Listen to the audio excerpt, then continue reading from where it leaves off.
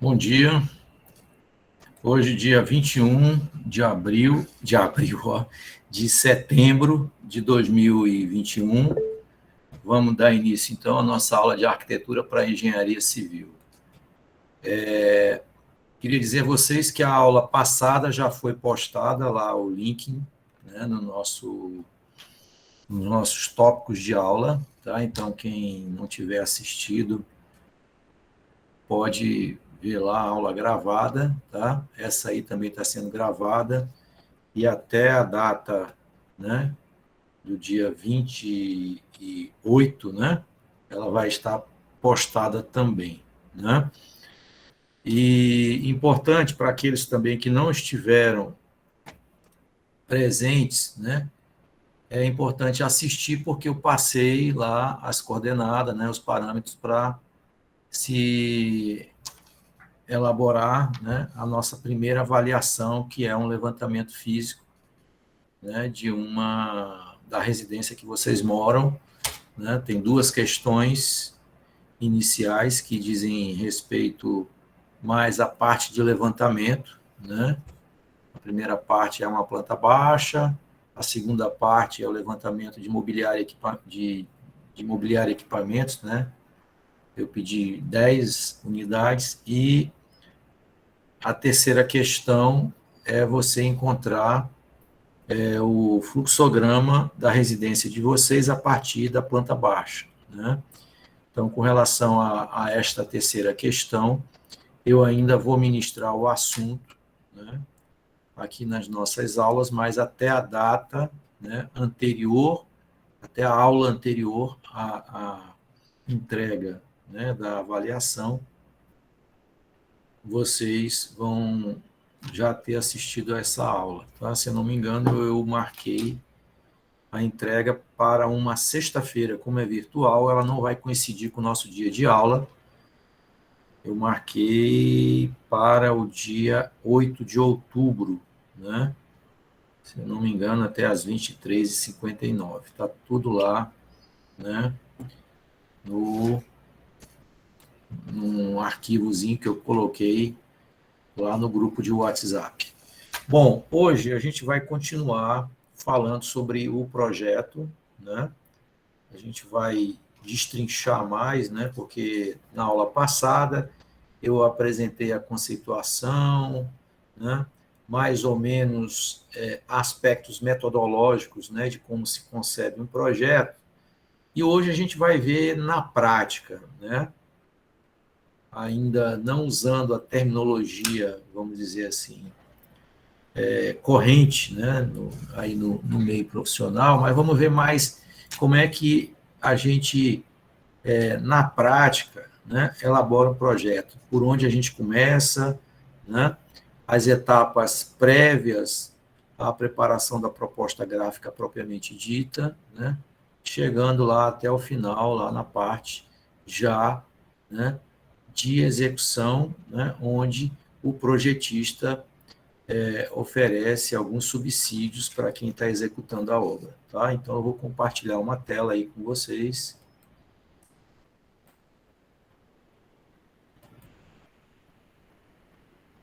Então, a gente começa aí, acredito que esteja já compartilhado, né?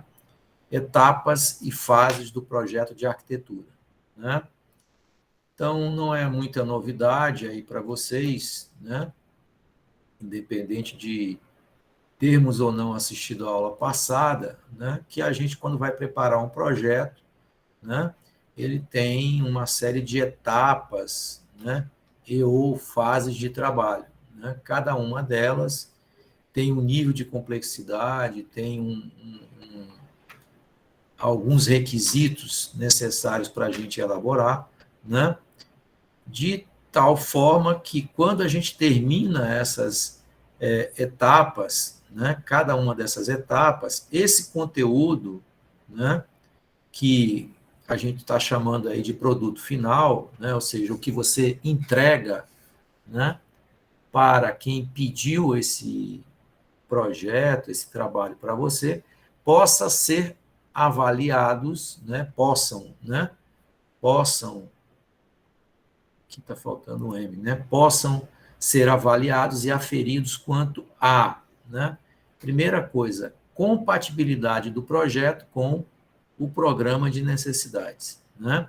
Então, compatibilidade do projeto, ou seja, aquele produto que você está entregando, ele tem que atender, né, a tudo aquilo que foi determinado lá no programa de necessidades. Não sei se vocês lembram que na aula passada eu comparei o programa de necessidades como se fosse uma espécie de receita, né, do projeto, né? Eu, inclusive, fiz um comparativo, né, com uma receita que você usa, uma receita de bolo, por exemplo, uma receita de um determinado prato, né? Uma receita de bolo, numa receita de prato, você tem ingredientes, né?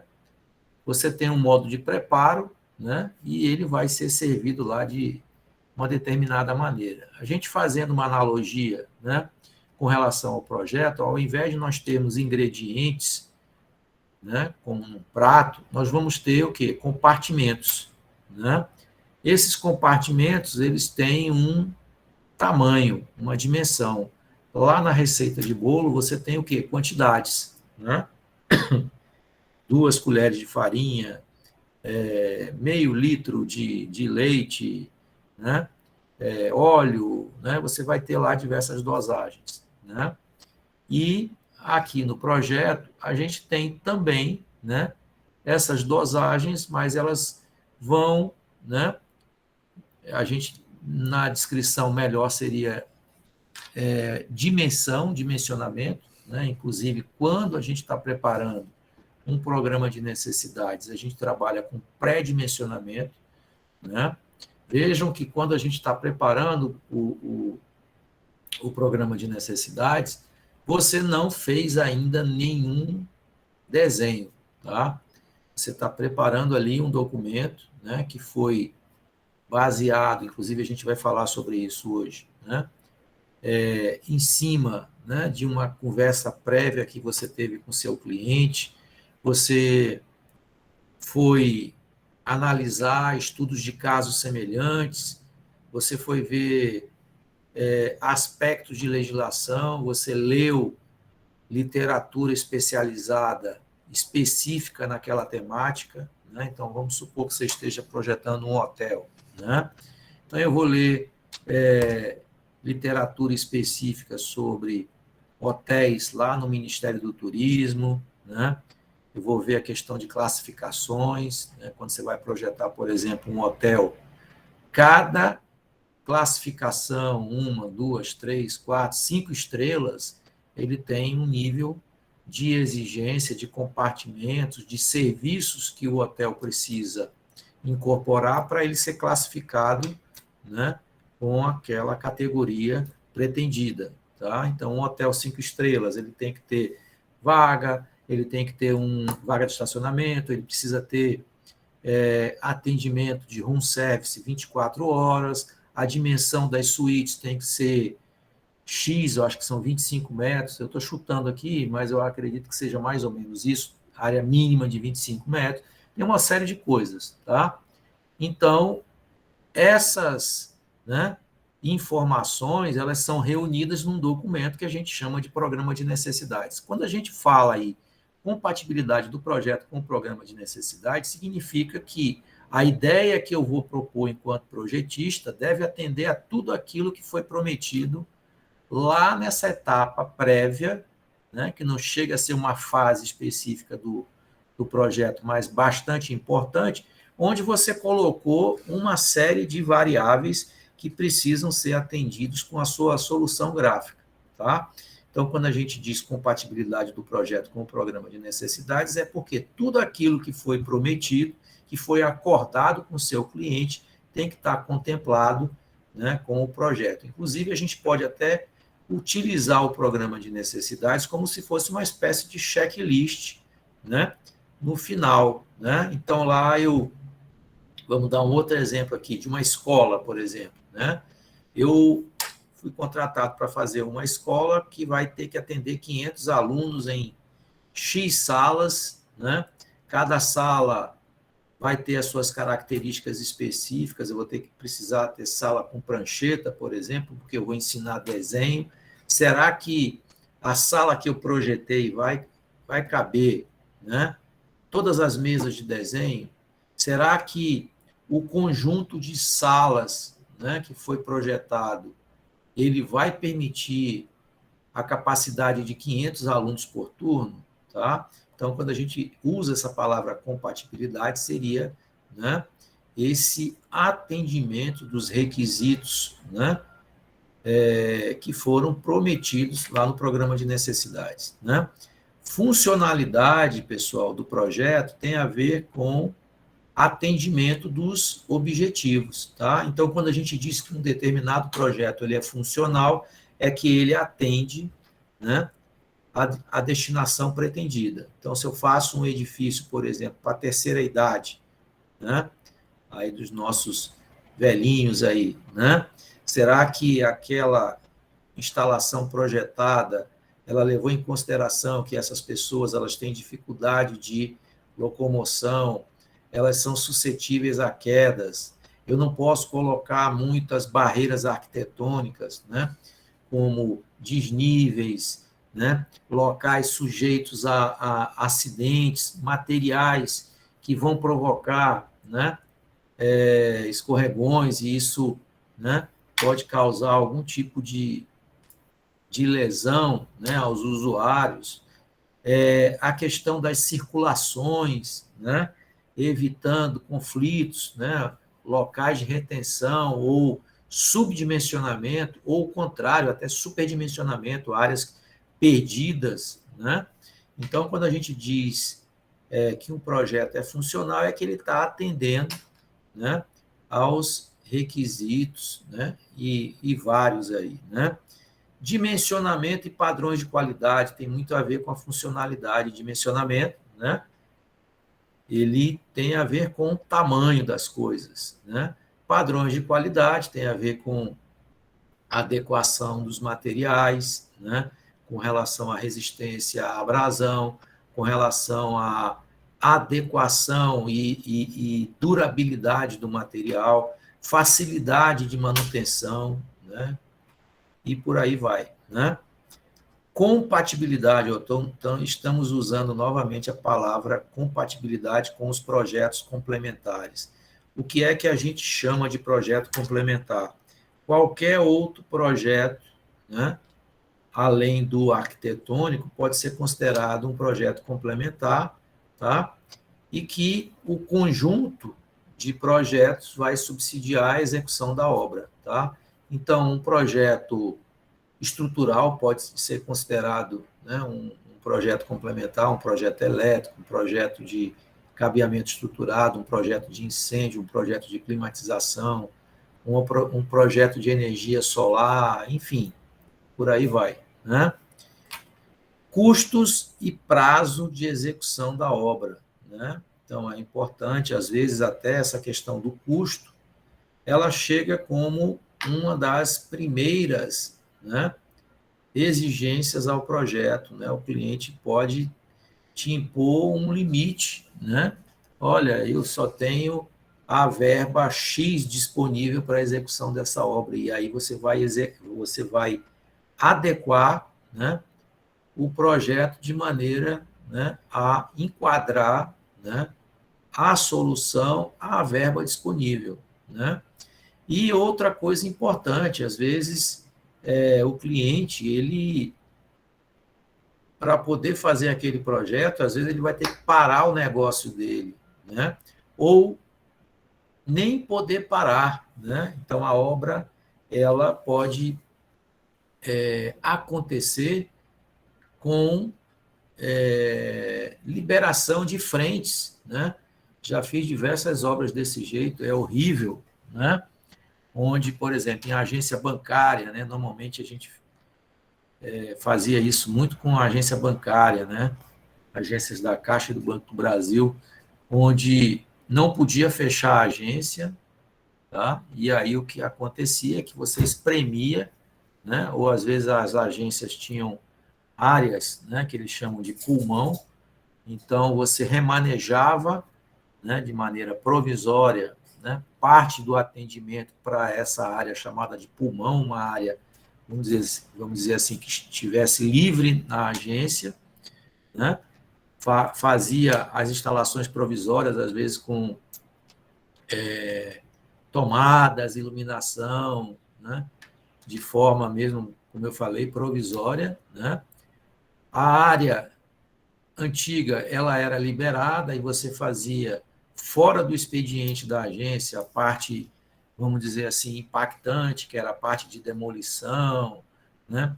Ou uso de materiais que provocassem odores, né? Às vezes tinta, né? Apesar da gente hoje estar minimizando muito, tintas que usam solvente à base RAIS, né? E preferindo tintas que usam base água, né, para melhorar isso aí, mas às vezes nem sempre isso era possível, né? Então, você fazia fora do horário normal, né?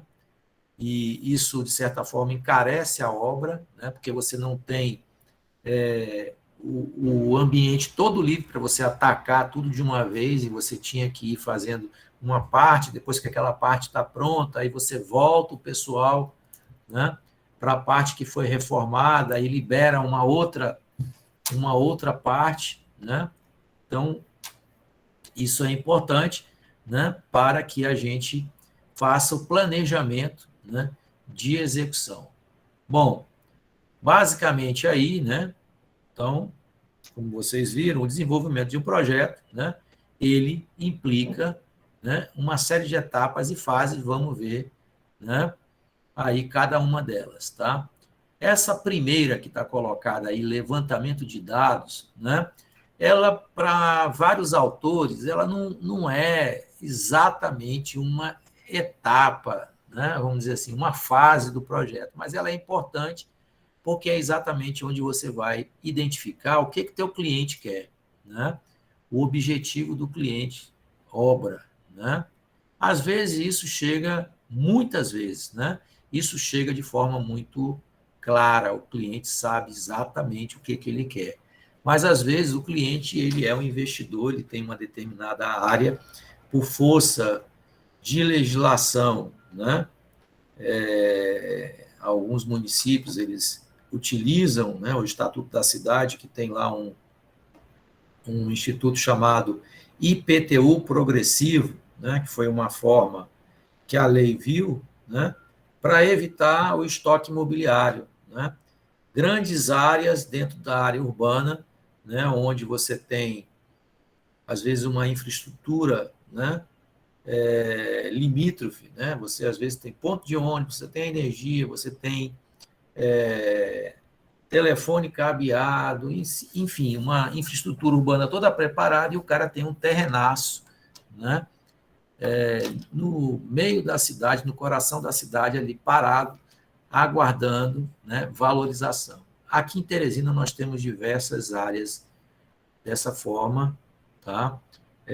Existe a lei que pode forçar determinados proprietários, né, a terem que fazer alguma benfeitoria no seu terreno, sob pena de ter a sua alíquota de IPTU, né, com aumento, né, progressivo até chegar a um momento, né, que se torna inviável. Tá? Então, se alguém quiser ler mais profundamente sobre esse assunto, vocês pesquisem IPTU progressivo, né, dentro do Estatuto da Cidade. Tá?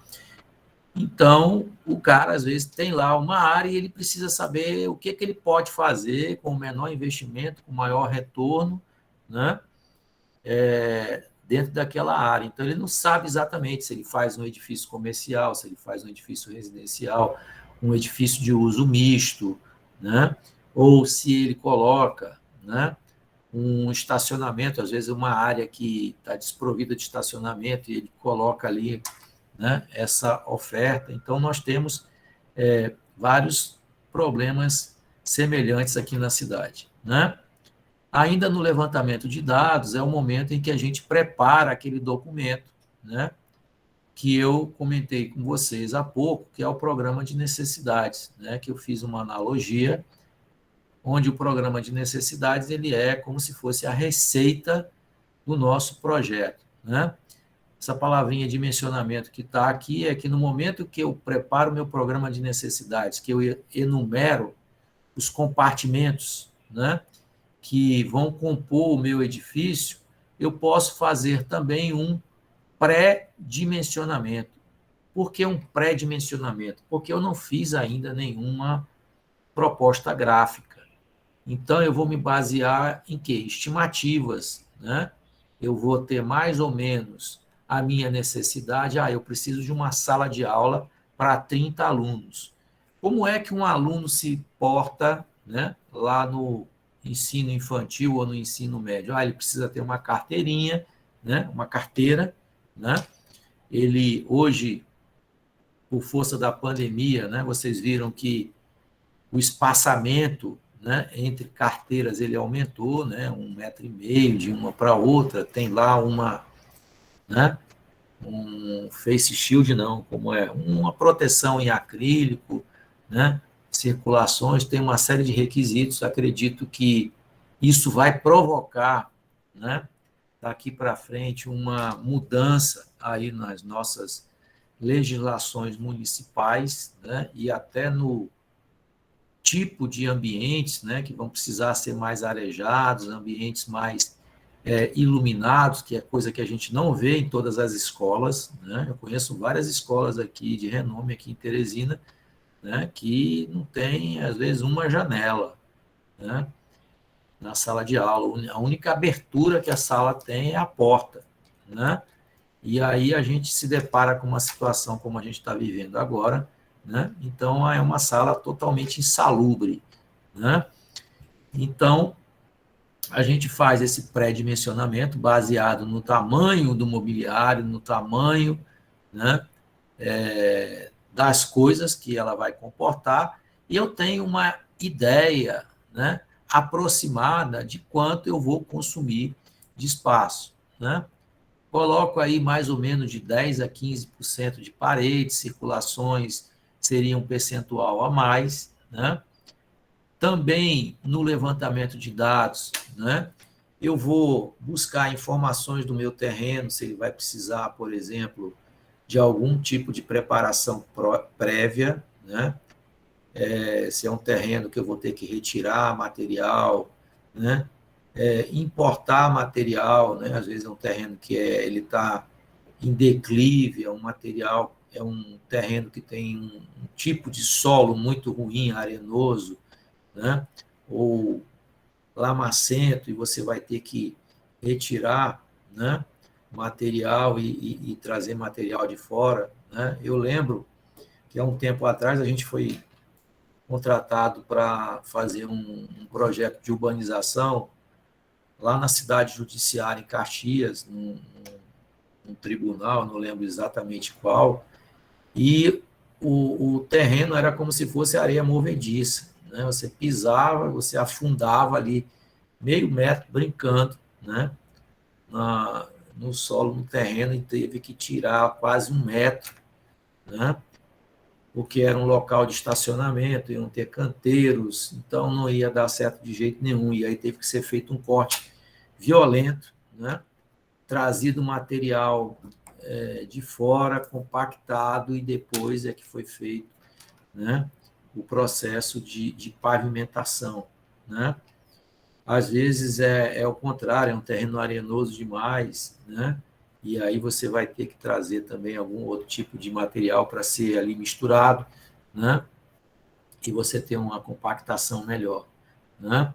É um terreno que vai precisar ter demolição ou preservação, às vezes é um terreno que tem algumas espécies que precisam ser preservadas. Então, você vai coletar todo tipo de informação. Um terreno que tem uma passagem de água natural, e aí o que você vai fazer? Você vai, né, construir uma galeria, vai desviar, vai ter que fazer algum tipo de preparação prévia, né?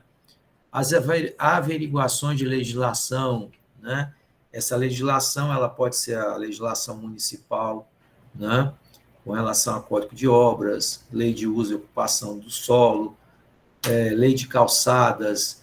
Tivemos a alteração do nosso plano diretor de Teresina em outubro do ano passado, né, que alterou uma série de coisas aí com relação a índice de aproveitamento, né, que é o potencial construtivo dos terrenos, a altura final das edificações, né?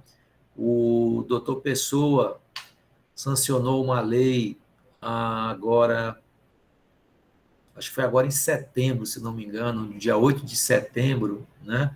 Onde construções até 13 metros de altura, né, não precisam ter mais recuos laterais, desde que não tenham aberturas para essas testadas, né? Ou seja, você tem um determinado terreno, você pode construir até 13 metros de altura colado nas divisas, desde que você não abra a janela, né, para o terreno vizinho, tá? Então, isso aí é uma novidade, né? Muita gente chiou, né, porque isso vai causar alguns impactos negativos, né, com relação à questão do conforto térmico, tá? Podemos também, ainda no levantamento de dados, eleger, né, padrões e sistemas construtivos. Eu vou usar, né, eu quero uma construção pré-fabricada, eu quero ter uma rapidez, né, de execução, e o meu sistema não vai ser de execução na obra, e sim de montagem. Então, o meu prédio vai ter estrutura metálica, eu vou usar steel deck, eu vou usar drywall, né? Enfim, eu vou tentar, né, otimizar o meu tempo de execução, me utilizando de sistemas construtivos mais rápidos, que sejam mais de montagem do que de execução em canteiro, né? Outra coisa importante, né, no levantamento de dados é como o nosso cliente quer receber, né, o nosso produto final, tá? Então, se eu estou fazendo, por exemplo, um projeto de um edifício residencial multifamiliar, né, e o cliente quer que o meu projeto ele possa ser exposto nos estandes de venda, né, que normalmente a gente vê no canteiro, né? Essas grandes construtoras, elas montam, né, um stand, às vezes colocam até um apartamento decorado em escala natural, né, para o cliente ter uma noção como vai, né, ficar o apartamento, ou então ele quer apresentações, né, perspectivas, renders, né, que possam ser impressos em lona para ele criar um luminoso, alguma coisa parecida, um banner, né? Tudo isso vai, né, impactar, onerar no custo final, tá? Então é bom que fique definido, né, as normas de apresentação e representação gráfica do cliente, né, se houver. A maioria dos projetos que eu faço, né, aqui no escritório, a gente entrega, né, para o cliente uma cópia de cada prancha e o arquivo digital em PDF para que ele plote aí quantas cópias ele quiser, né? Para vocês terem uma ideia, a Prefeitura de Teresina, para a consulta prévia, né, que é para edifícios comerciais, institucionais, ela pede 2 cópias de cada prancha, né? Para aprovação em definitivo e expedição do alvará, ela pede 4 cópias, tá? A gente tem plotter aqui no escritório, mas eu não gosto de tirar, né, os meus funcionários aqui para imprimir. Eu prefiro que o cliente leve para qualquer birô desse de impressão. Então, por isso a gente entrega uma prancha de cada e o arquivo digital ele leva para Margarida, leva aí para Arquiplot, seja lá onde for. Não estou recebendo aqui nenhum jabá para fazer propaganda de ninguém, né? Ele pode levar aí para onde ele quiser. Bom, da análise dessas informações todas que vocês estão vendo aí, objetivo, programa, informações do terreno, averiguações, etc., né? Pode-se verificar a potencialidade da área do terreno, né? Que, como eu disse a vocês, nem sempre o cliente chega lá no teu escritório com uma ideia já consolidada daquilo que ele está querendo, tá? Você pode aqui ficar uma interrogação e você analisar, né, o que o terreno pode fazer, né, o que ele precisa preparar esse terreno, né, e depois você apresentar um estudo de viabilidade para ele. Olha, lá você precisa ter recuo frontal X, recuo de fundo Y, pode colar nas divisas, o índice de aproveitamento é X, você pode construir um edifício até tantos mil metros quadrados, né, sem pagar a outorga onerosa. Né? O que é a outorga onerosa? É uma possibilidade que a lei, né, municipal das principais capitais brasileiras hoje adota, tá? Até determinado quantidade de metros quadrados, você não paga nenhum valor excedente por metro quadrado. A outorga seria um plus, um algo mais que a lei permite, né, que você construa. Né? Então, vamos supor que eu tenho um terreno de 2.000 metros quadrados, e a lei me permite 1,5 vezes, né? Sem pagar nenhum custo adicional. Então, 1,5 vezes, 2.000 metros quadrados, seriam o quê? 3.000 metros quadrados.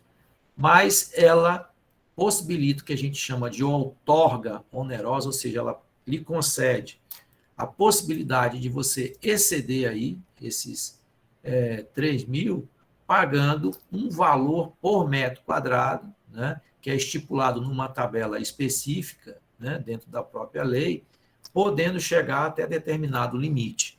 Tá?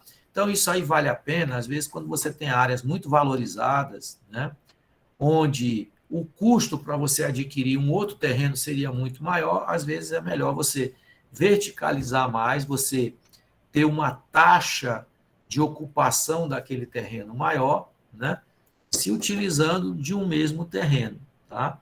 Então, isso acontece muito em Curitiba, São Paulo, né, Porto Alegre, no Rio. Então, a maioria das capitais, né, brasileiras, né, se utiliza desse instituto jurídico, né, que está dentro das leis municipais.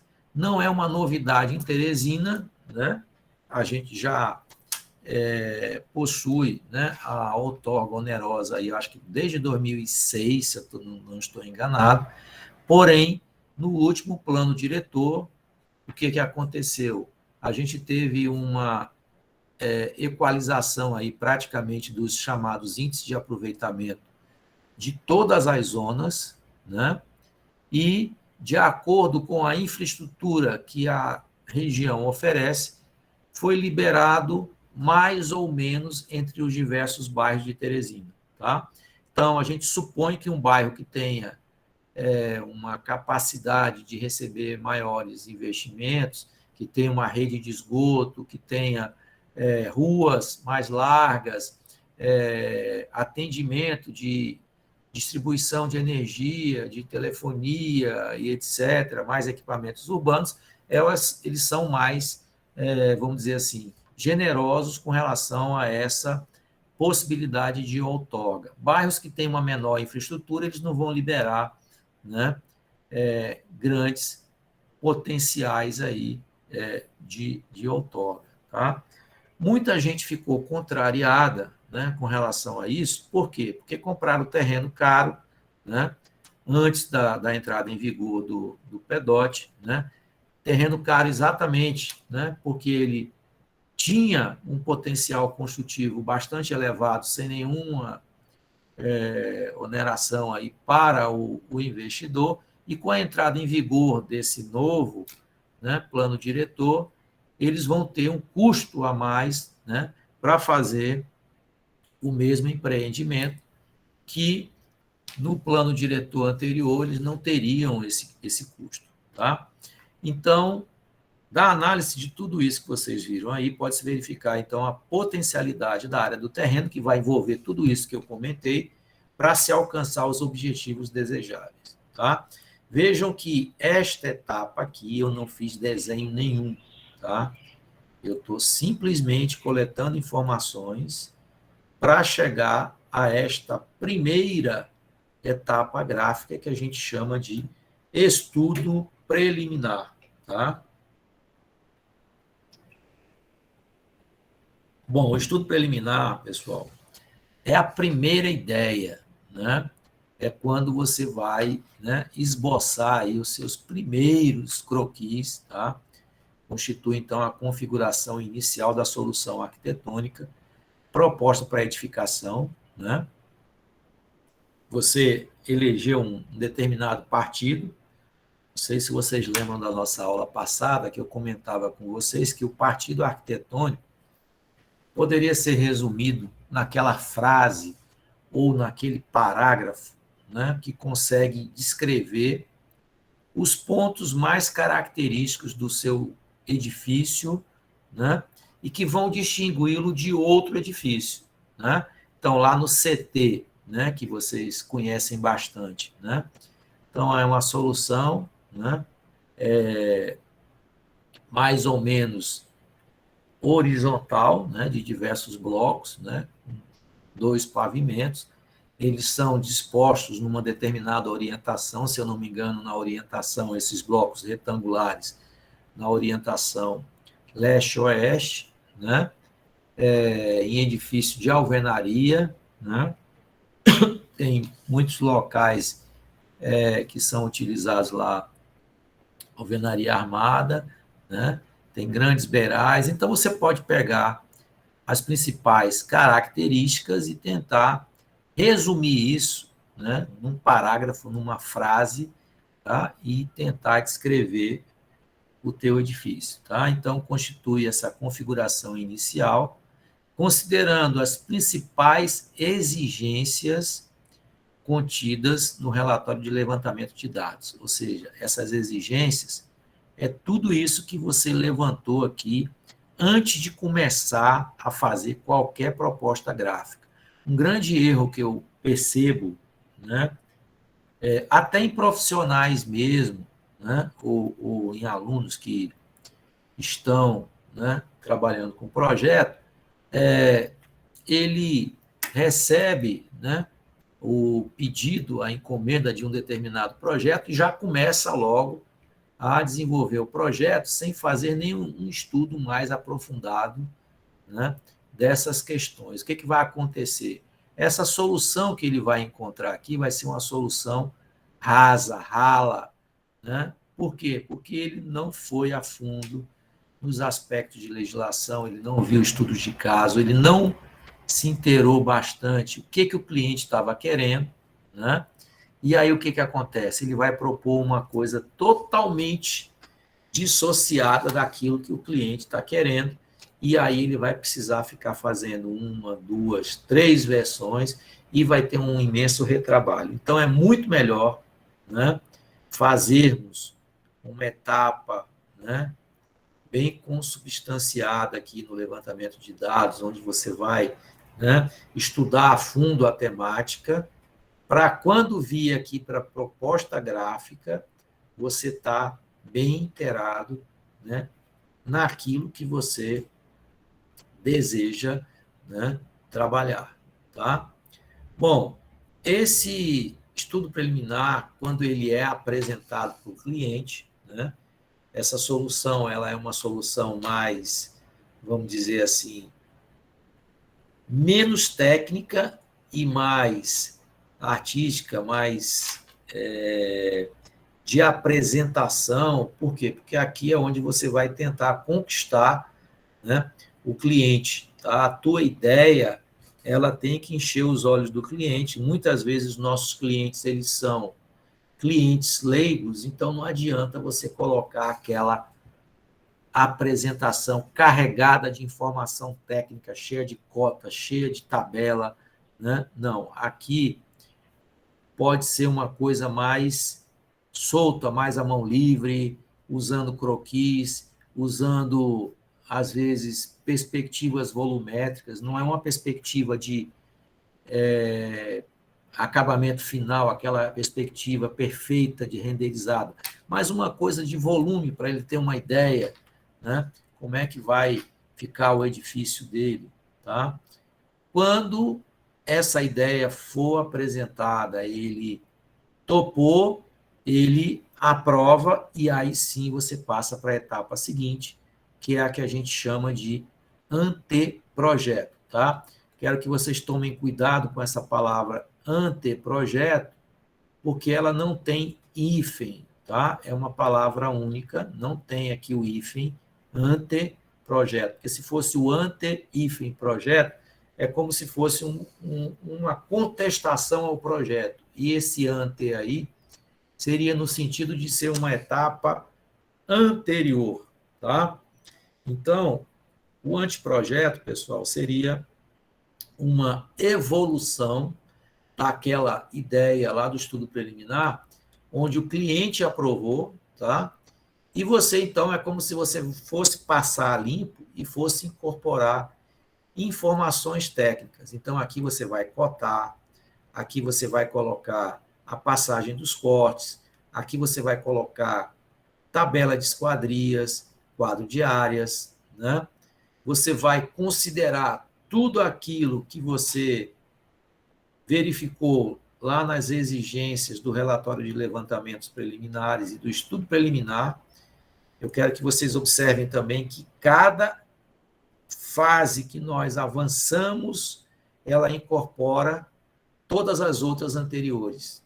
Vejam aqui, ó, o anteprojeto, ela leva em consideração as exigências do levantamento preliminares e do estudo preliminar aprovado pelo cliente, ou seja, daquela ideia, né, que foi apresentada lá para o seu cliente, ou aquelas ideias, né, porque pode ser que você não tenha conseguido aprovar, né, essa ideia de forma inicial, na primeira versão, o teu cliente tenha que ter feito uma segunda ou uma terceira, tá?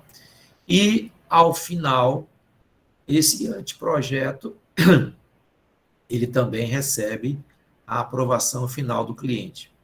O anteprojeto, pessoal, ele é importante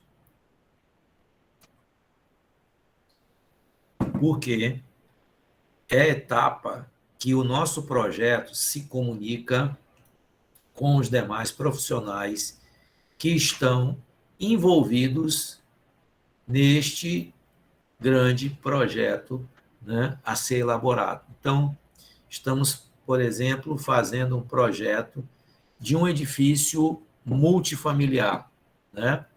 Um edifício de múltiplos pavimentos. Tá? Fiz o levantamento de dados, estudei tudo que eu precisava, né? Preparei um programa de necessidade, defini com o meu cliente qual vai ser o tipo de apartamento, se vai ser de 2 quartos, 3 quartos, a área, o acabamento, vi aspecto de legislação, vi o que o meu edifício vai possuir em termos de comodidades, né? Sauna, piscina, salão de festa, academia, home, como é que eles chamam? Não é um home office, é um office space, alguma coisa parecida, né? Apresentei para o cliente, ele aprovou, né? Vim aqui para o anteprojeto, tá? Aí o anteprojeto incorporou cota, eu tinha feito lá no estudo preliminar a apresentação à mão livre, né? Eu não estava muito preocupado com precisão, né? Aí aqui não, aqui no anteprojeto eu tenho precisão de desenho, tenho cotas, tenho informações técnicas, e é esta fase aqui é que eu vou passar para os meus parceiros de projetos complementares para eles desenvolverem os seus projetos específicos. Tá? É a partir do anteprojeto que eu vou passar para o calculista, que eu vou passar para o engenheiro eletricista, que eu vou passar para o engenheiro mecânico, né? E uma outra característica também é que o anteprojeto ele é muito próximo dessa etapa seguinte, que a gente chama de projeto legal. O que é o projeto legal? Ele coloca aqui que constitui a configuração técnico-jurídica da solução arquitetônica proposta para a obra, desenvolvida conforme o caso, concomitante ou posteriormente ao anteprojeto. Então, eu diria para vocês, pessoal, que o projeto legal ele vai ser a reunião de pranchas necessárias para a análise e aprovação do meu projeto junto aos diversos concessionários. Eu estou chamando de concessionário a SDU, né, que é agora SAAD, né, que são aquelas subdivisões da prefeitura que tem, né, o objetivo aí de aprovação, né, do nosso projeto. Se o projeto estiver dentro de uma área de proteção de patrimônio histórico, né, a Fundação Monsenhor Chaves em nível municipal, a Secretaria de Cultura em nível estadual ou o IFAM em nível federal vão analisar o meu projeto. O meu projeto vai ser financiado pela Caixa Econômica Federal. Então, tem que passar pelo crivo lá, né, da GIDUR, né, que é a subdivisão da Caixa, da engenharia da Caixa, que analisa esse tipo de empreendimento, e a Caixa vai verificar se o teu projeto está dentro dos padrões, né, de obras a serem financiadas, né, por aquele agente financeiro. Por quê? Porque na hora que o negócio pegar, né, que o cliente verificar que a obra dele está, o apartamento dele está rachando, que o piso está soltando, que os cômodos que foram projetados não cabem no mobiliário dele, eles não vão atrás do projetista nem da construtora, eles vão atrás da Caixa Econômica que financiou, né, o empreendimento deles. E por isso, então, a Caixa também faz, né, essa avaliação dos empreendimentos que ela financia. Tá? Então, o que acontece? De repente, lá no meu anteprojeto, tem uma série de pranchas, né, que foram desenvolvidas que não interessam para quem vai fazer essa aprovação. Então, quando a gente diz que constitui a configuração técnico-jurídica, eu vou separar aquelas informações que vão ser relevantes para a aprovação do meu projeto, tá? Conforme o caso, concomitante ou posteriormente o anteprojeto. Às vezes, até coincide em tudo aquilo que eu apresentei como conteúdo no anteprojeto, ser também o projeto legal, tá? Você considera tudo aquilo que foi visto anteriormente. Você considera o levantamento, né, de dados, você considera o estudo preliminar, você considera o anteprojeto, né, os requisitos legais. Quando a gente diz requisitos legais, seria em todas as esferas, municipal, estadual e federal, e também nas normas técnicas de representação gráficas, né, as NBRs, né, as exigências que estão dentro do Código de Obras, né? Código de Obras, a Prefeitura de Teresina agora tem uma forma de você aprovar projeto aí através do Constru Fácil, né? Hoje, na verdade, a gente não está mais protocolando projeto nenhum presencialmente na prefeitura, né? A gente entra no Constru Fácil, cada profissional faz o seu cadastro.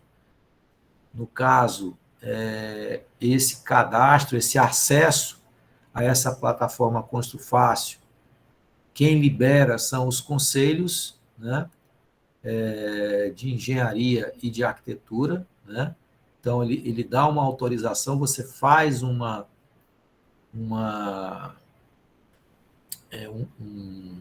cadastro, aí você tem um login e senha, né? Aí você entra e você alimenta o sistema todinho, tá? Onde você coloca o projeto, você coloca informações com relação ao terreno, proprietário, etc. E a prefeitura faz a análise, ela também gera o boleto, né, daquele serviço no próprio sistema e você acompanha, tá? Então, é uma forma de você nem precisar ir lá, tá? Só que tira um pouco esse contato, né, que a gente tinha lá com o técnico que está analisando. Às vezes você contra-argumenta, né? Então, ficou uma coisa mais distante, mas é o que está acontecendo. E tem algumas obras mais simples, né, onde a prefeitura simplificou o processo de aprovação de projetos, né, transferiu, na verdade, toda a responsabilidade técnica para o profissional, né, até o padrão de prancha, você tem que utilizar o da prefeitura, né? Você usa a prancha padrão, coloca só aquelas informações e o projeto ele é aprovado de forma muito rápida. Porém, se dá qualquer, né, problema, tá? Essa responsabilidade ela é toda exclusiva lá do profissional, né? É uma certa forma, uma temeridade, mas isso já está acontecendo também em outras cidades, né, há bastante tempo. Fortaleza aqui já está na nossa frente aí há bastante tempo nesse expediente, né? E nos casos das concessionárias de serviços públicos e corpo de bombeiros, né, essa responsabilidade de aprovação ficará a cargo dos projetistas complementares. O que a gente está querendo dizer com isso? Que, por exemplo, quem está fazendo lá o projeto de entrada de energia, né? Quem vai ficar encarregado de aprovação junto à Equatorial é o engenheiro eletricista que está desenvolvendo, né, o projeto de entrada de energia, né? O projetista que está fazendo lá o projeto de telefonia ou de cabeamento estruturado, né, ele é que vai ficar encarregado da aprovação junto ao Oi, ou junto, né, à Vivo, etc., de acordo com o padrão, né, de equipamento que vai ser instalado lá no edifício. Da mesma forma, né, o profissional que está encarregado lá do Sistema de Prevenção de Combate a Incêndio e Pânico, né, ISPDA, né, vai aprovar lá o projeto lá no Corpo de Bombeiros. Então, quem está fazendo o arquitetônico vai se responsabilizar pelo arquitetônico, né? E ainda complementando, né, com relação ainda a esses projetistas complementares específicos de cada área, como eu acabei de comentar, né? Porém, existem algumas situações que a gente não precisa de aprovação, né? Então, é o que está colocado aí, ó. Quando não houver necessidade da aprovação junto aos poderes públicos, esta subfase deixa de existir. Aí vocês perguntam, professor, como assim, né? Quando não houver necessidade de aprovação? Por exemplo, na nossa prefeitura de Teresina, quando você não tiver acréscimo de área, às vezes é uma obra onde você não vai mover parede, né? Você vai ficar com a mesma área, vai fazer mudança de revestimento, de acabamento, etc., né? Você não vai precisar registrar lá o projeto na prefeitura, tá? Pode ter lá uma ART, né, registrada no CREA, tá? Mas na prefeitura pode deixar de existir isso aí, né?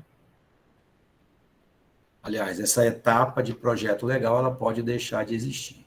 Então, em resumo, pessoal, o que a gente chama de projeto legal seria uma espécie de anteprojeto resumido, onde você vai separar somente aquilo que é relevante, né, para quem vai analisar o projeto, né?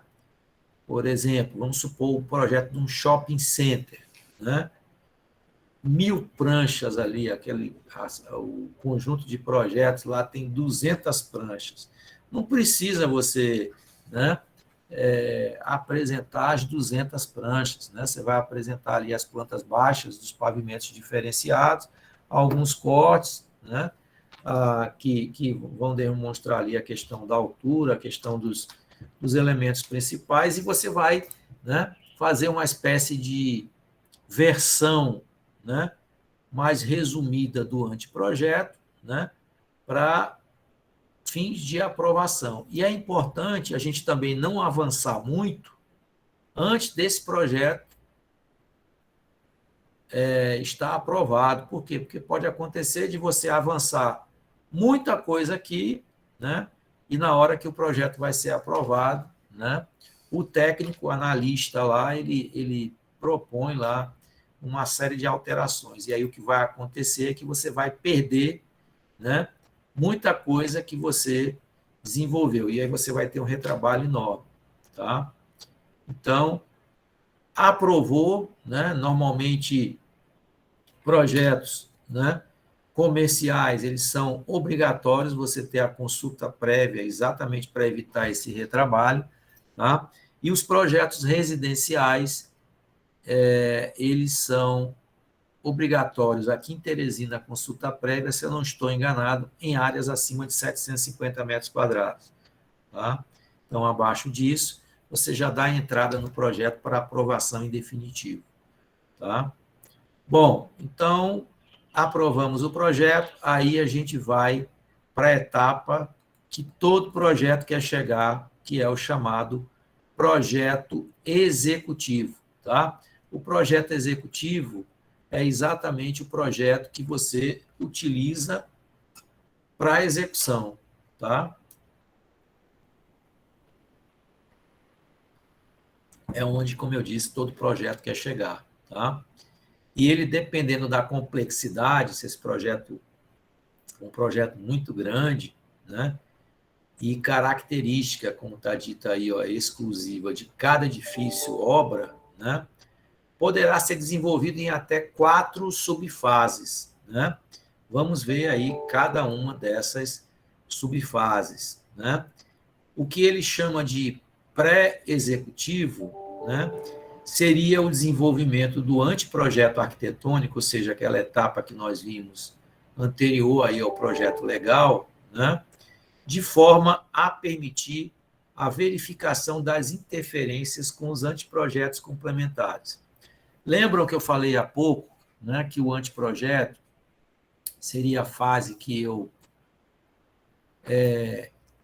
faço o encaminhamento do meu arquitetônico para cada um dos projetistas que estão envolvidos na obra? O que acontece? Cada profissional ele faz o seu projeto paralelo, né? Então, eu estou desenvolvendo o meu projeto arquitetônico, passei a versão para o calculista, passei a versão para o engenheiro eletricista, passei para o engenheiro mecânico. Cada um desses profissionais fez lá o seu projeto e chega um momento em que esses projetos retornam, algum profissional vai ficar responsável e vai fazer a compatibilização, né, desses vários projetos, né? Então, eu vou superpor, né, os meus projetos e verifiquei, por exemplo, que o sujeito que está lá elaborando o projeto de incêndio, né, colocou um sprinkler, né, em cima de uma luminária. Na verdade, o engenheiro eletricista botou uma luminária exatinho em cima, né, de um sprinkler, ou então o engenheiro mecânico, ainda para complicar, também colocou, né, um aerofuso, né, uma grelha exatamente em cima do sprinkler e em cima da luminária. E aí, como é que a gente vai administrar? Tá? Alguns sistemas, pessoal, é fácil, né, a gente remanejar, mas num duto, por exemplo, né, de distribuição, de sistema de refrigeração, uma curva a mais que eu coloque no meu sistema, isso vai, né, prejudicar toda a pressão do sistema. Então, alguns, né, desses projetos, eles são mais difíceis da gente propor alterações. Então, a gente identifica essas diversas interferências com os diversos anteprojetos complementares, né? Aqui estão só algumas desses possíveis projetos, mas tem inúmeros, né? Fundações, estruturas, instalações aqui, vocês entendam aí o sentido lato da expressão, né? Hidrossanitário, elétrico, incêndio, né? Lógico e etc. Tá? Então, é nessa fase pré-executiva é onde eu vou, né, verificar todas as interferências. Né? Como a gente trabalha hoje, né, com sistemas CAD, né, ou BIM, é fácil, a gente pega cada um desses projetos, né, lança em layers, camadas separadas, né, descongela todas elas e você bota para imprimir, né, porque às vezes no visual, em tela, fica complicado, mas dá para fazer também, né, essa verificação dessas interferências, e aí, então, você vai administrar e vai propor, né, algumas alterações, tá? Tem uma outra subfase importante, que normalmente é muito comum em projetos que vão ser licitados, tá? Ele constitui a solução desenvolvida do anteprojeto, já compatibilizado com os projetos complementares. Então, eu verifiquei as interferências, compatibilizei, né? Então, compatibilização de projetos seria isso. Eu, né, coloquei lá um em cima do outro, não tem conflito nenhum, tá? Esse negócio de deixar para resolver conflito na obra sai muito mais caro e demora muito mais tempo, porque você coloca lá, contrata a execução do sistema de ar-condicionado, contrata a execução do sistema de incêndio, na hora que eles estão lá executando, aí, pum, aparece lá o conflito, e aí você vai ter que desmanchar, né? Você vai perder material, você vai perder mão de obra, às vezes dá para aproveitar, mas é muito mais barato nós alterarmos o nosso projeto do que alterar uma execução. Tá? A execução ela é muito mais onerosa. Tá? E para isso é que existe compatibilização de projeto, exatamente para você evitar conflito no canteiro. Tá? Então, no projeto básico já está tudo compatibilizado, né? E você tem aí um conjunto de documentos técnicos que, juntamente com os projetos básicos complementares dos outros projetos, né? Então, eu vou licitar, por exemplo, a construção do novo Tribunal da Justiça Federal de Teresina. Então, eu, com o meu projeto básico de arquitetura, com o projeto básico de estrutura, com o projeto básico de eletricidade, tá? Eu vou licitar a obra, porém não a sua execução. Aí vocês perguntam, professor, como é que é isso? Eu vou licitar a obra, né? O meu projeto permite licitar a obra, mas não permite a sua execução.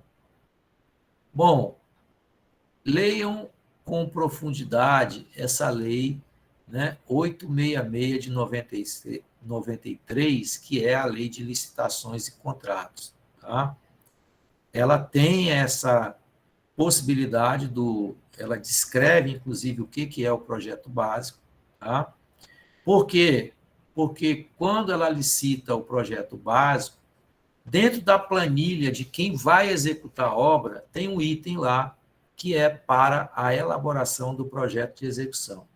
Eu lembro que eu participei daquela licitação ali do prédio da Justiça Federal, que fica lá na Tabuleta, aquela que tem lá um disco voador. Aquele projeto não é do meu escritório, né? Mas eu participei da licitação e aquela obra, né, ela foi feita nesta modalidade. Tá? Eles contrataram o projeto arquitetônico em nível de projeto básico. Quem ganhou a obra foi a consultora Paulo Otávio, que era uma consultora de Brasília na época. Né? Houve um problema danado, a consultora Paulo Otávio ela foi tirada lá da execução, entrou uma outra construtora, e essa construtora pagou o escritório que fez o projeto original para elaborar o projeto de execução. O que é o projeto de execução? É exatamente o que ficou faltando, né, no projeto básico, com todas as informações necessárias à execução da obra. Então, a consultora pagou para o cara, né, fazer o detalhamento de esquadria, as paginações de piso, né, o detalhamento de áreas molhadas, ou seja, tudo aquilo que não houve tempo. Tá? Isso é feito por quê? Porque os os anos, né, fiscais, os anos de dotação dos órgãos públicos, normalmente ele é de 1 ano, tá? Então, uma despesa que vai ser utilizada, né, que vai ser gasta no ano de 2022, ela tem que entrar no orçamento agora, outubro, novembro, tá? Ela entra no orçamento, aí é aprovado, né? Então, eles precisam utilizar o recurso dentro daquele ano fiscal. E, às vezes, um projeto como esse, ele é um projeto que demanda muito tempo. Então, para diminuir o tempo de execução, e até porque uma licitação dessa ela tem uma série de etapas a serem cumpridas, o edital ele é publicado, né? Aí tem a data de abertura, aí tem a fase de cadastramento, né? A fase de proposta técnica, né? Proposta comercial. Então, essa licitação, ela às vezes perdura muito tempo, tem recurso, até a licitação ser homologada, você já gastou aí uns 3 meses, né? Depois tem o tempo de elaboração do projeto, às vezes tem prorrogação. Depois que o projeto arquitetônico ele é entregue, né, tem alteração, e aí depois é que vai licitar a obra. Então, para evitar que esses tempos sejam muito extensos, eles licitam o projeto básico, né, e no ano seguinte, no ano fiscal seguinte, ele coloca lá, dentro da planilha de licitação da execução da obra, um item chamado projeto de execução. Então, o escritório que elaborou o projeto vai receber esse recurso do sujeito que ganhou, da consultora que ganhou, né, a licitação da obra. Tá? E a última etapa são os detalhes de execução, né? São os documentos necessários aí, ó, a melhor compreensão dos elementos do projeto para a sua execução, fabricação ou montagem, né? Existem casos em que a solução ou soluções adotadas podem não exigir esse detalhamento ao projeto de execução. Eu vou dar alguns exemplos aqui. Por exemplo, o Banco do Brasil ele tem um manual, né, de padronização que eles têm vários elementos que não precisa você detalhar porque ele já tem os fornecedores homologados. Então, o totem, né, que ele coloca na agência, ele já homologou um fornecedor X, né? Normalmente eles fazem essas homologações regionalmente, quando possível, né? Quando eles conseguem encontrar um fornecedor na região, eles homologam aqui.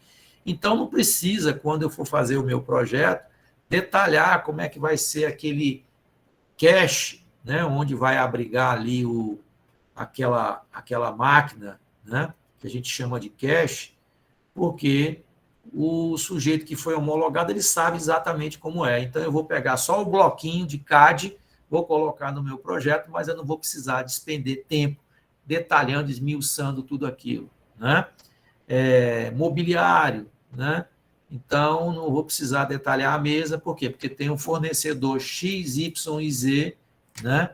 Que vão fornecer, então ele vai me dar lá um manual, né, com os blocos também em CAD, que eu vou só inserir, né, a partir da biblioteca que é fornecida por esses locais que normalmente tem tudo muito padronizado. Eu cito o Banco do Brasil, Caixa Econômica, Correios, né, concessionárias de veículos, normalmente eles têm tudo isso aí muito, né, já esmiuçado, então o projeto ele se torna mais simples a sua elaboração. Então, olha, nos casos em que a solução ou soluções adotadas não exigirem esse detalhamento ao projeto de execução, se mostrar suficiente para o seu pleno entendimento, esta subfase aqui ela pode eventualmente deixar de existir, né? E os últimos aí, né? Aliás, tem 3 ainda, né? Caderno de especificações, né? Como o próprio nome está dizendo, tá? É um caderno onde você vai encontrar todas as referências, né, específicas de cada material que vai ser empregado no teu projeto, né? Então, a dimensão, então, exemplo, né? Porcelanato, dimensão 1 por 1, né? Na cor white, referência comercial, extra, acabamento polido, acabamento natural, né? Modelo, né? Pode ser que tenha lá uma determinada linha, tá? Só que quando você está fazendo isso para órgão público, você não pode cercar um material, ou seja, dizer que é só aquela marca. Você pode até citar a marca para criar um padrão, né, daquilo que você está exigindo, mas você tem que colocar a menção da equivalência, tá? Então, eu posso pedir cerâmica, fabricante Porto Belo, dimensão 1 por 1, na cor white, padrão comercial, acabamento polido, né? E aí depois a expressão ou equivalente. Por quê? Porque eu posso achar, né, um piso da Secrisa, né, que seja 1 por 1, que seja na cor white, né, no mesmo padrão da Porto Belo, que ele seja polido, e aí a fiscalização, né, que está lá responsável pela execução da obra, ele vai, né, atestar a equivalência entre aquele material que você está propondo e aquele que estava especificado no seu caderno de especificações, tá? Então, essa equivalência, ela vai ser aferida e aprovada pela fiscalização, pela empresa responsável pela fiscalização do projeto, tá? Bom, essa palavra compatibilização, ela pode ser contratada de forma avulsa, tá? Então, os projetos complementares e serviços adicionais são também desenvolvidos normalmente em etapas e fases análogas, já falamos isso, né? Elas podem ser contratadas de forma avulsa. E as interfaces, né? Ou seja, essas, né, junções, sobreposições, né, entre todos esses projetos e sistemas exigem uma coordenação para compatibilizar as necessidades de cada área. Então, isso aí pode ser contratado, pessoal, de forma avulsa, tá? Devendo ser exercida pela empresa de arquitetura contratada para elaborar e desenvolver o projeto. Então, se, apesar de você ser engenheiro civil, né, você foi contratado para desenvolver o projeto arquitetônico, você seria, em tese, o profissional mais indicado para fazer essa compatibilização, tá? Esta atividade, dependendo das definições contratuais, ou seja, se isso aí não está em contrato, né, que quem vai exercer essa função de compatibilizar, de coordenar o projeto, esteja embutida no teu preço, você pode contratar isso aí, né, de forma avulsa, tá? Então, pode compreender desde a simples verificação dos projetos complementares, ou seja, você vai receber cada um deles, vai fazer a coordenação, vai administrar, né, vai gerir, né, esses conflitos e vai negociar. Ó, engenheiro mecânico, vamos tentar remanejar aqui a sua rede de dutos, vai ter muito impacto? Sim, né? Por quê? Porque o projeto de incêndio também é difícil. Eu remanejar um bico de sprinkler, por quê? Porque aquele bico de sprinkler, ele tem uma área de abrangência, né, de cada chuveiro daquele. Se eu mover demais, o que, que vai acontecer? Vai ter lá uma determinada área que não vai ficar, né, contemplando todo o espaço. Às vezes eu preciso modificar mesmo a rede de dutos, eu posso achatar, eu posso diminuir a altura e até colar lá um bico de sprinkler junto lá da rede, né? E eu posso, além de fazer essa compatibilização, também me responsabilizar pela escolha, contratação e gerenciamento de todos os projetos complementares, incluindo aprovações e medição dos serviços executados, tá? Então, o teu cliente, né, vamos supor que ele seja, é muito comum, né, às vezes, profissionais que entram em determinadas empreitadas que eles não têm nenhuma experiência. É muito comum um médico, por exemplo, que vai abrir, né, um fast food para mulher no shopping center. O cara não entende absolutamente nada de obra, tá? Então, ele pega e, né, contrata teu serviço para você administrar aí essa escolha dos profissionais parceiros que vão, né, desenvolver os projetos complementares. Ele quer que você escolha material, quer que você fique encarregado pela aprovação junto à SDU, né? Que você faça a medição dos serviços e diga para ele a quanto e a quem pagar, tá? Isso pode ser contratado, né, aí por fora, tá? Então, é compatibilização, coordenação e gerenciamento dos projetos, tá? E a última, aliás, a penúltima, né? Assistência à execução da obra, tá? É a fase complementar do projeto que se desenvolve concomitantemente à execução da obra, tá? E é bom a gente não confundir a assistência à execução da obra com serviço de fiscalização, gerenciamento e também execução de obra, tá? Trata-se da elaboração de desenhos em detalhes, fornecimento de esclarecimentos e informações complementares que venham a ser solicitadas pelos responsáveis pela execução das obras e também participação em reuniões de obra. Às vezes isso aqui toma um tempo danado, pessoal, tá? Assessoria na seleção de fornecedores, né? Então, qual é a loja, qual é o fornecedor, tá? Análise de proposta. Às vezes a gente recebe proposta que não tem os mesmos parâmetros. Às vezes você tem uma proposta que está ali bem mais barata do que a outra, mas quando você vai comparar o que cada um está fornecendo, são produtos distintos, né? Um está oferecendo banana, o outro está oferecendo abacaxi. Aí as quantidades elas podem ser iguais, mas os produtos são diferentes. E quando o cara é leigo, é pior ainda para ele fazer essa análise. Então, aí é que entra o seu serviço técnico especializado, né? Verificação de desenhos de fabricação, né? São outras possibilidades, né? E, por último, a gente teria aí os serviços adicionais, são coisas que não estão enumeradas aí, que podem surgir, tá?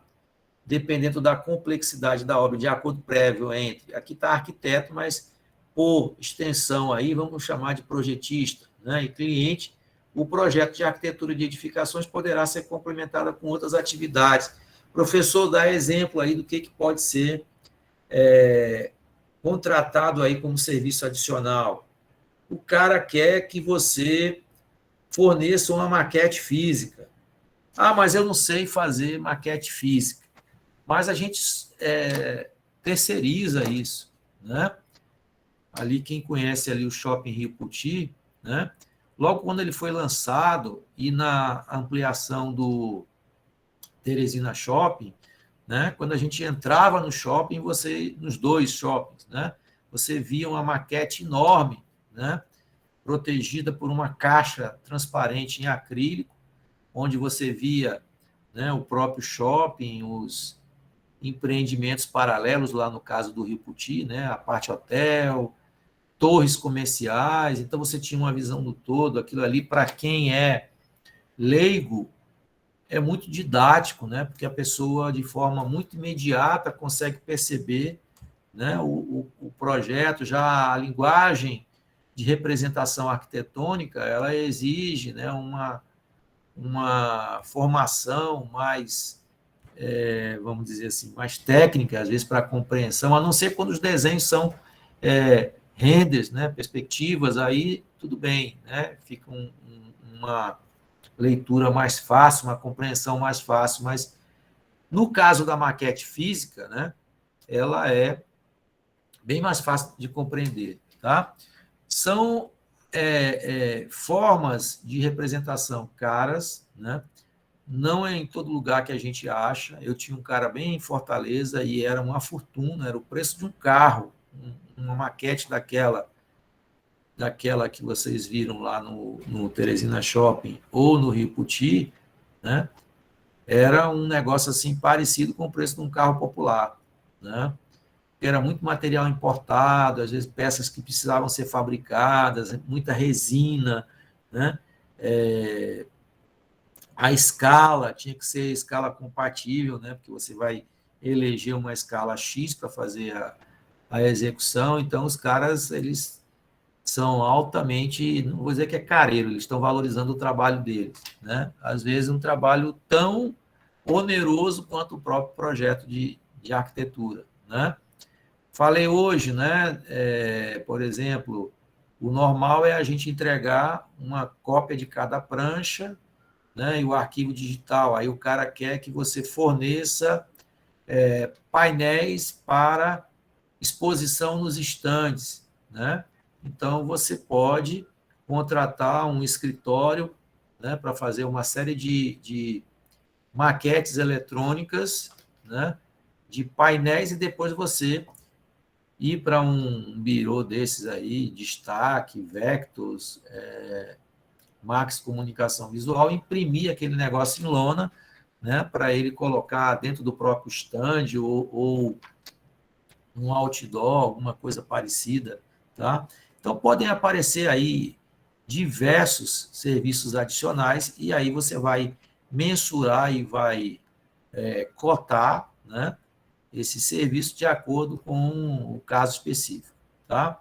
Então, dependendo da complexidade da obra, de acordo prévio entre o projetista, né, a gente tem aí N possibilidades aí de apresentações. Bom, pessoal, eu acho que o que eu queria comentar com vocês com relação ao projeto, né, era isso aí, tá? Queria saber se vocês têm alguma dúvida com relação ao que foi falado, né? E a gente, agora que terminou aí o conteúdo da aula, eu abro, né, para a pergunta do próprio assunto que foi exposto hoje e também para possíveis dúvidas com relação à nossa avaliação, né? Aquela avaliação que nós passamos na aula passada. Alguém já começou? Está sentindo alguma dificuldade? Hein, pessoal? Alguém já começou? Eu comentei, né, que seria interessante aí que vocês tivessem, adquiram, né, uma trena, né, de 5 a 8 metros, né, que fica fácil você próprio manusear. E, Luiz Felipe, você teve alguma dificuldade ou ainda não? Já passando por CAD? Aí, o Túlio, eu comecei até agora, não surgiu nenhuma dificuldade. Por enquanto, Jonathan, por enquanto fiz o rascunho no caderno da planta. Eduardo, por enquanto, só o levantamento das medidas. Beleza, pois vão passando e na medida em que vocês forem desenvolvendo o projeto, pode ser que surja aí alguma dúvida com relação à representação de algum elemento arquitetônico e a gente tira, né, essa dúvida, tá? Os móveis precisam ter mais de uma vista. Então, o móvel, né, você vai fazer uma planta de topo, uma vista frontal e uma vista lateral, tá? Inclusive, a gente colocou um exemplo, né, lá no próprio documento que eu passei para vocês pelo WhatsApp, né? Então, vista de cima, vista frontal, né? E a partir de cada desenho você puxa, né, algumas linhas, né, do desenho anterior, tá? Então, da planta baixa você puxa e já obtém as larguras, da vista frontal você já puxa e já tem a altura, tá? onde moro são janelas de correr. Faltava saber como é representar na planta, tá? Lá no livro do Gildo Montenegro, que eu acho que, não sei se foi nessa turma que o colega publicou, né? Tem lá a representação em planta, em vista, tá? Na hora que você tiver passado a limpo aí, se ainda persistir, eu mostro para vocês, tá? Como é que representa uma janela de correr. É igual uma porta de correr. A diferença é que na porta de correr você não vai ter representação com linha média de peitoris, né? Então ela vai aparecer um peitoril. Essa janela, Jonathan, é uma janela alta ou janela de média altura? Peitoril 1 metro, como é?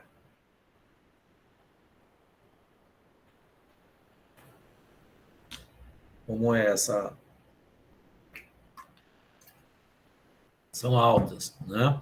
Então, essa janela alta ela vai aparecer com linha tracejada, porque a planta baixa é como se fosse um corte horizontal entre 1,20 e 1,5 m.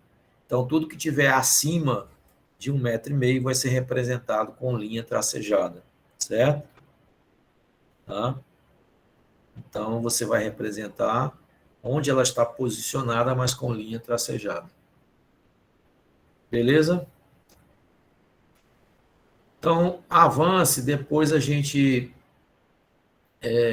mostra para você a maneira de representação, que eu não tenho como desenhar aqui na tela. O que eu posso fazer é, na próxima aula, né, apresentar aí a representação dela, né, e mostrar para vocês.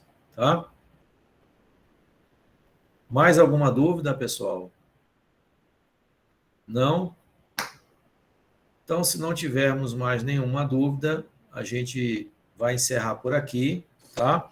Avancem e na próxima aula, então, a gente continua o nosso conteúdo e tira essas dúvidas aí que vocês tiverem. Tá bom? Então, até logo.